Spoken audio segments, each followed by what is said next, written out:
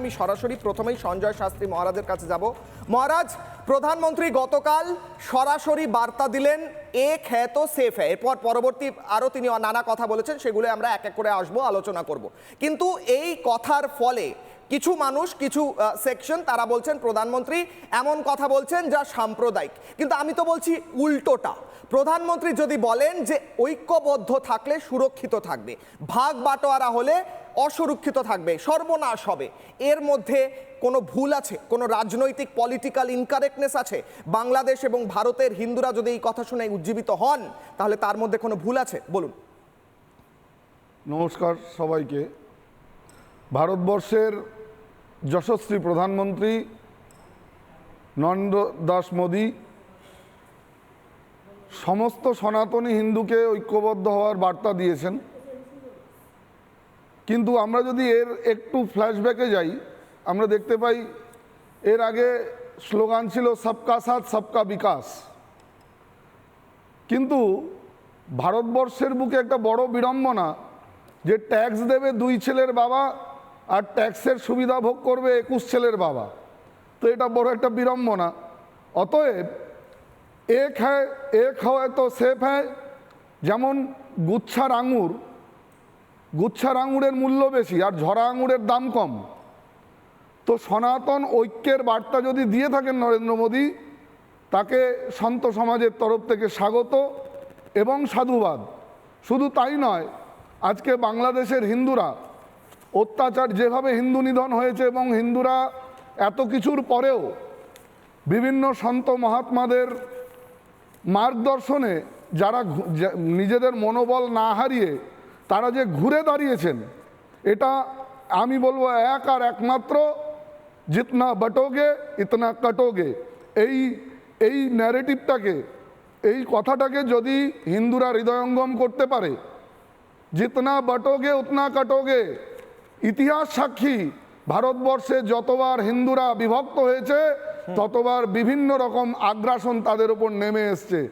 অতএব সমস্ত সনাতনীর কাছে শুধু ভারতবর্ষের যশস্বী প্রধানমন্ত্রী নয়, সন্ত সমাজের পক্ষ থেকে আমি বলবো যে সমস্ত ভেদাভেদ ভুলে, দলমত ভুলে, জাতি পন্থ ভুলে, উঁচ নিচের ভেদাভেদ ভুলে কমন লিঙ্কে সারা পৃথিবীর হিন্দু ঐক্যবদ্ধ হোক এবং হিন্দু জনমত গড়ে তুলুন। ভারতবর্ষের যশস্বী প্রধানমন্ত্রী নরেন্দ্র মোদীজির এই বার্তা সর্বৈব সত্য এবং সর্বৈব ফলপ্রদ। ঠিক, একদমই মহারাজ। একটি বার্তা যা সরাসরি ঐক্যের কথা বলে, তার মধ্যে কিভাবে সাম্প্রদায়িক এলিমেন্টস থাকতে পারে তা নিয়ে প্রশ্ন আমরা করছি। আমি এই মুহূর্তে যাব ইসকনের সন্ন্যাসী, সিনিয়র সন্ন্যাসী ভক্তি বিজয় ভাগবত মহারাজ রয়েছেন আমাদের সঙ্গে। ভক্তি বিজয় মহারাজ বারবার বাংলাদেশে গিয়ে প্রচার করেছেন, বাংলাদেশে বহু সময় কাটিয়েছেন, মায়াপুর ইসকন সহ বিভিন্ন জায়গায় তিনি প্রচার করেন।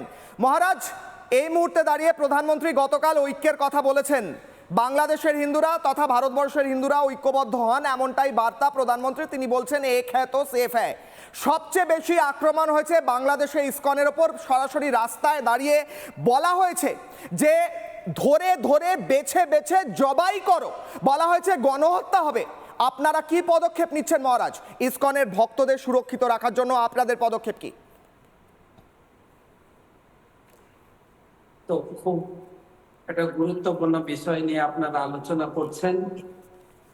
আমরা ইসকন ভক্তদের, বিশেষ করে বাংলাদেশের সমস্ত হিন্দুদের জন্য আমরা সত্যি উদ্বিগ্ন, দুশ্চিন্তার মধ্যে রয়েছি। আমাদের গত 4 দিন আগে আমরা ইন্ডিয়ান যত ইসকন লিডার আছে সে বিষয়েও আমরা বিষয়টা নিয়ে গভীরভাবে পর্যালোচনা করা হয়েছে।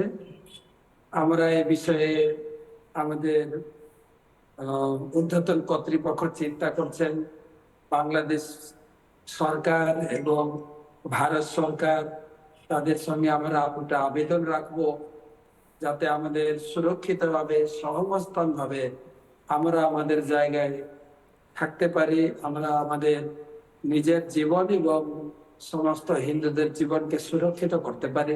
সে বিষয়ে আমরা আলোচনা করছি এবং আমাদের একটা পরিকাঠামো তৈরি করতে চলেছে।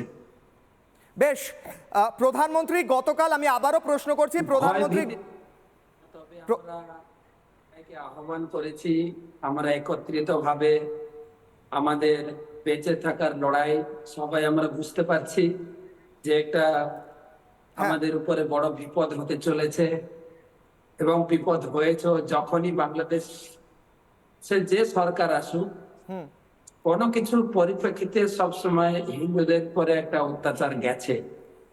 আর বাংলাদেশে ইসকন একটা বড় সংখ্যা নিয়ে, হিন্দুদের নিয়ে আমরা চলছি। তো বর্তমান প্রতিবাদের দিকে ইসকন এগিয়ে আছে। তো সেই জন্য আমরা সমস্ত হিন্দুদেরকে আহ্বান করেছি যে সবাই সম্মিলিতভাবে আমরা আমাদের অবস্থানের ক্ষেত্রে আমরা একজোট হয়ে আমরা একত্রিত ভাবে থাকবো। আর সেটার লক্ষ্যে আমরা একটা পজিটিভ ছাড়া বেশিরভাগ হিন্দু আমাদের সঙ্গে আমরা একসঙ্গে দাঁড়িয়েছি, পথে নেমেছি এবং এর একটা বিহিত ব্যবস্থা করার জন্য আমরা প্রার্থনা জানিয়েছি বর্তমান সরকারের কাছে। এই বিষয় নিয়ে তারাও চিন্তা করছেন এবং এদিক থেকে আমাদের ইন্ডিয়ান যত লিডার আমরা আছি, সেদিক থেকে আমরা সবসময় চিন্তা করছি কিভাবে সারা বিশ্বের আমাদের যে জিবিসি আছে তাদের কাছেও একটা আবেদন রেখেছি। বেশ, আপনারা আবেদন রাখছেন এবং গোটা বিশ্বের ইসকনের লিডারশিপ একসঙ্গে এই বিষয়ে কাজ করছেন এবং সরকারকে পদক্ষেপ নিতে বলছেন। এই কথা হয়তো এখন এই মুহূর্তে কট্টরপন্থীদের কানেও যাচ্ছে, তারাও বুঝুন বিষয়টা। আমি এর পরের প্রশ্ন করব, আজিজুল্লাহ রয়েছেন আমাদের সঙ্গে। আজিজুল্লাহ, সরাসরি একদম সিম্পল প্রশ্ন আপনাকে। প্রধানমন্ত্রী যদি বলে থাকেন এক হ্যায় তো সেফ হ্যায়, বটোগে তো কাটোগে, এর মধ্যে তো একটা অমোঘ সত্য লুকিয়ে রয়েছে। যে কোনো সম্প্রদায় একসঙ্গে থাকলে তারা সুরক্ষিত থাকবে, তারা ভাগ বাটোয়ারা হলে তাদের উপর আক্রমণ আসবে, যা আমরা বাংলাদেশে দেখছি। বাংলাদেশে অত্যন্ত কদর্যভাবে আক্রমণ চলছে, আমরা ভিজুয়াল আজকেও দেখালাম, আজকেও আক্রমণ হয়েছে। আপনি কি বলবেন? প্রধানমন্ত্রীর বক্তব্যকে সমর্থন করছেন তো? বলুন। তুমি যদি বলে প্রধানমন্ত্রীর বক্তব্য, তাহলে পরে ঠিক বলেননি। কারণ তিনি যদি বলেন যে ভারত রাষ্ট্রের ঐক্যের কথা যদি বলেন প্রধানমন্ত্রী হিসাবে, তাহলে ঠিক বলেছেন। আর যদি বিজেপির নেতা হিসাবে, বিশেষ করে হিন্দুত্ববাদী সাম্প্রদায়িক শক্তি রাজনৈতিক দল বিজেপি, সেই দলের নেতা হিসাবে যদি বলেন, তাহলে তিনি ঠিক বলেছেন। হিন্দুত্বের ঐক্য অবশ্যই ওনার দিক থেকে ঠিক বলেছেন। নানা ধরনের কন্টেন্ট দেখার জন্য লাইক করুন, শেয়ার করুন আমাদের ফেসবুক পেজ, সাবস্ক্রাইব করুন আমাদের ইউটিউব চ্যানেল। পাশাপাশি অন্যান্য ব্রেকিং নিউজের জন্য অবশ্যই চোখ রাখুন রিপাবলিক বাংলায়।